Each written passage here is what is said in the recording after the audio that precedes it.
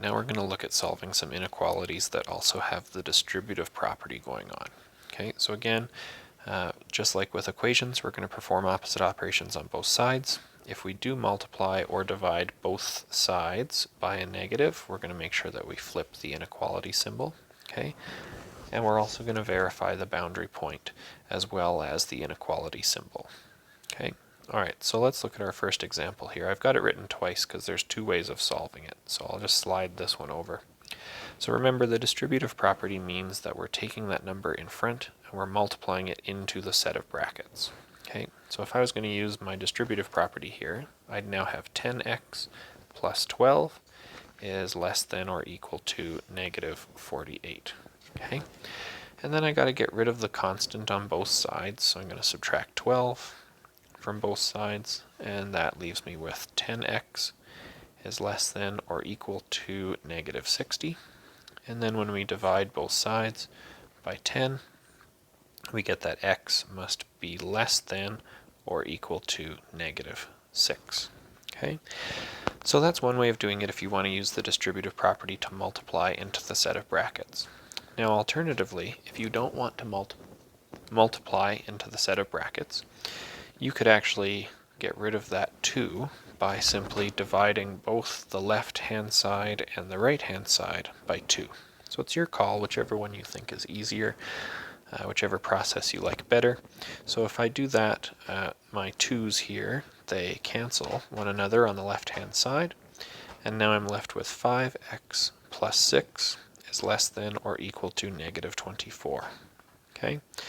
I then subtract 6 from both sides to get rid of my constant, and so now I have 5x is less than or equal to negative 30, and then I'm going to divide both sides by 5 to get that x again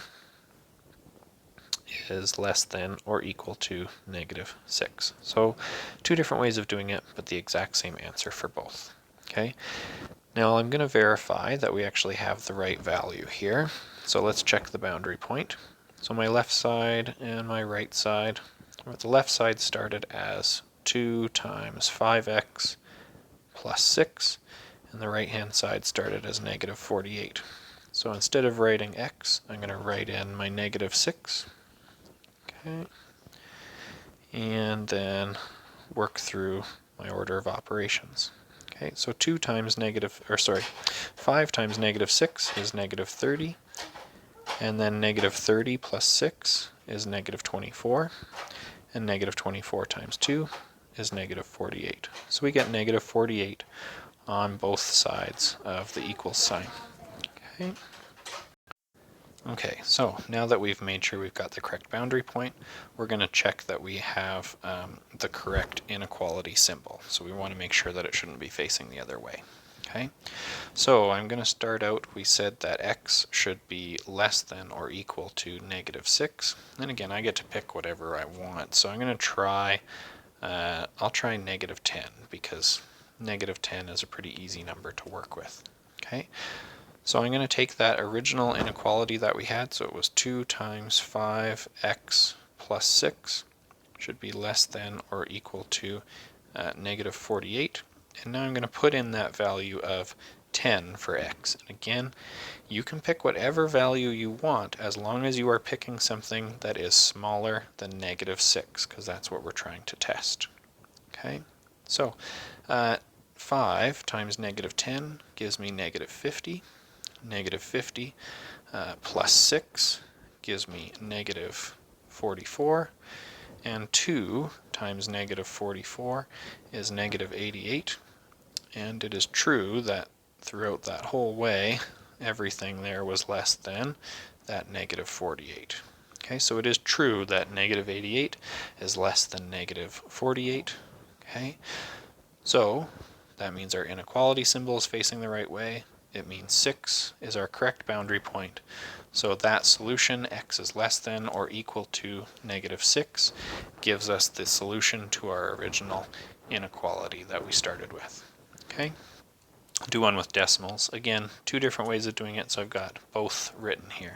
Okay, so the first thing I could do with this one, I got 2.3x minus 1.05 is all being divided by -2, and that should be greater than -2.35. So I could first of all divide each thing here by that -2.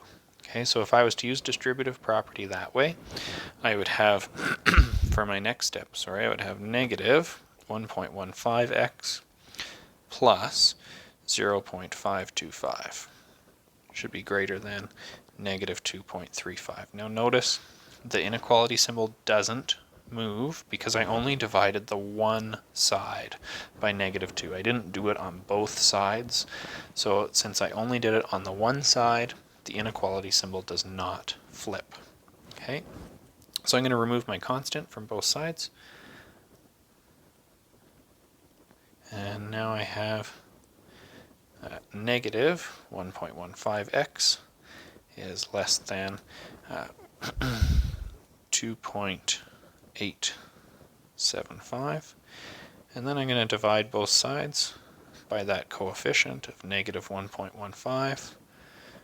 And because I'm dividing by something that is negative and I'm doing it on both sides, I'm going to flip my inequality symbol. So I'm going to do that even before I deal with my numbers. So now I have x is less than, and on this side, -2.875 divided by -1.15 gives me +2.5. Okay, so I'm going to do that same thing again, but instead of working with the distributive property, I'm going to get rid of that value first. Okay, so what I can do here is instead of dividing everything on the left-hand side by -2, I can multiply both the left and the right-hand sides by -2. Now when I do that, since I'm multiplying by something negative on both sides, my inequality symbol flips. So I'm flipping it at a different step here. Okay, so here on the left, my -2's, they cancel one another, and I'm left with 2.3x minus 1.05 should be less than, and now we're at 4.7. Okay, and we're going to proceed like normal now, so I'm going to add the constant onto both sides.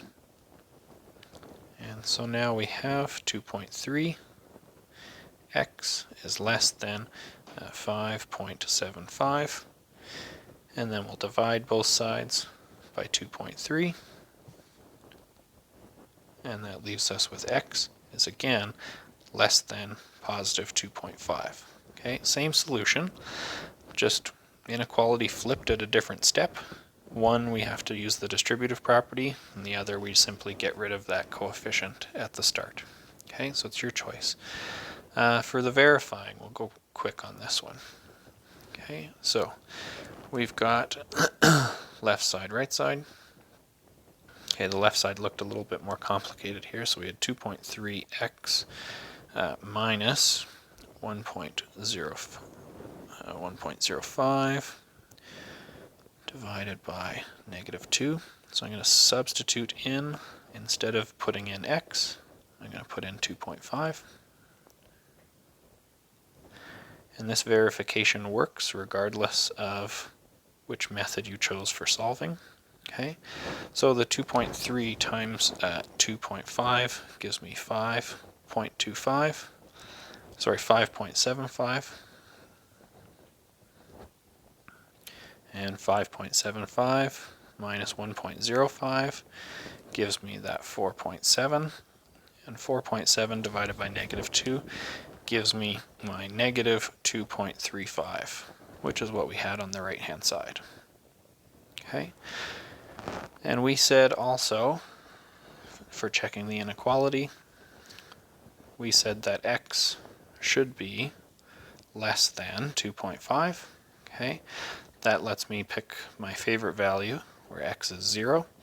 I like this one because as I put in, instead of putting in x in my original inequality, when I put in 0, 2.3 times 0 is simply just 0. So that makes my work much easier to not actually have to do any multiplying with x.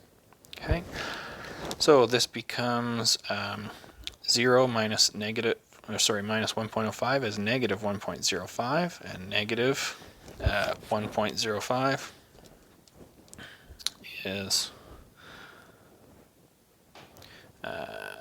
divided by that -2, and the -2.35 on the right hand side. So negative divided by negative is positive.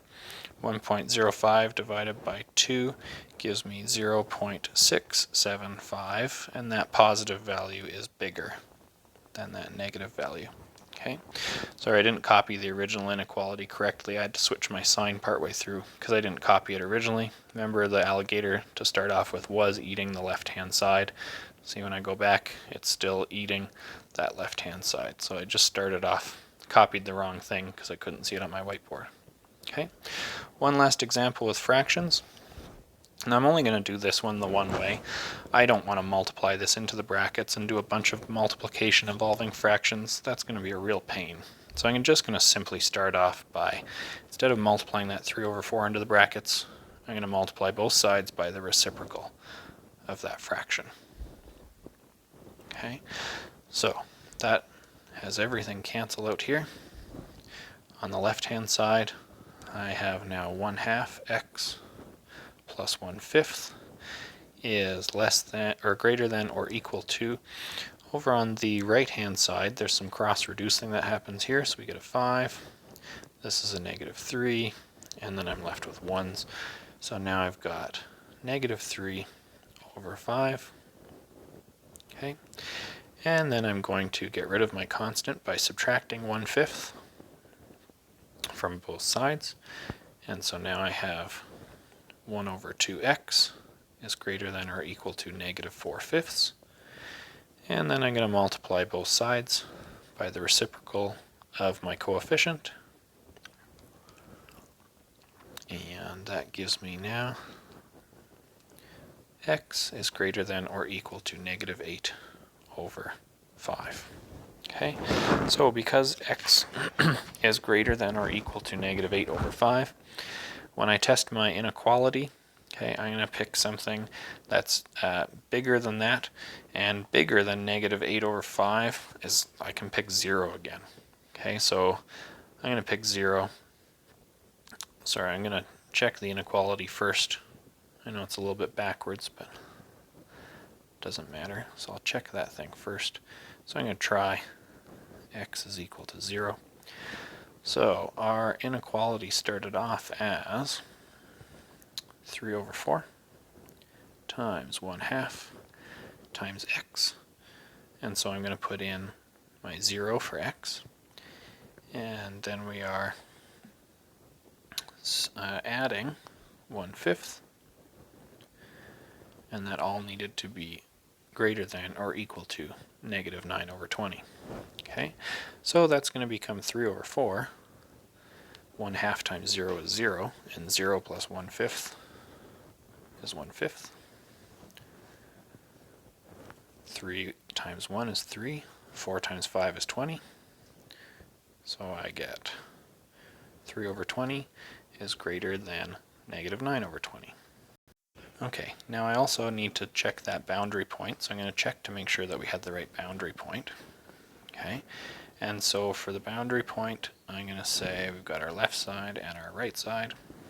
So the left side we had 3/4 times 1/2, and instead of x, we're going to be fill in our value of -8/5, and then still adding that 1/5. Okay, so we get 3/4 times 1/2 times -8/5 gives me -4/5. -4/5 plus 1/5 gives me -3/5. And 3 times -3 gives me -9. 5 times 4 is 20. And we get -9/20, which is what we had on the right hand side. Okay, so going back to what our original inequality was, going back to what we had for our original inequality, okay, our solution to this whole inequality is x is greater than or equal to -8/5, and that discusses all the different possibilities for x.